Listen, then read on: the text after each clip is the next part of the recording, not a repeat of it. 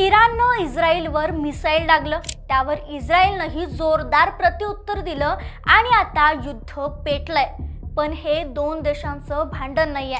इराणच्या पाठीशी रशिया आणि चीन, तर इस्रायलच्या मागे अमेरिका आणि युरोप असल्याचं सांगितलं जातंय। म्हणजे हा संघर्ष धर्म, राजकारण आणि जागतिक महाशक्तीचा स्फोटक संग्राम बनतोय। आणि जर युद्ध वाढलं तर याचा परिणाम थेट तुमच्या आमच्यावर होणार हे नक्की। दुसरं महायुद्ध झालं तेव्हा संपूर्ण जगाला त्याची भीषण किंमत मोजावी लागली होती।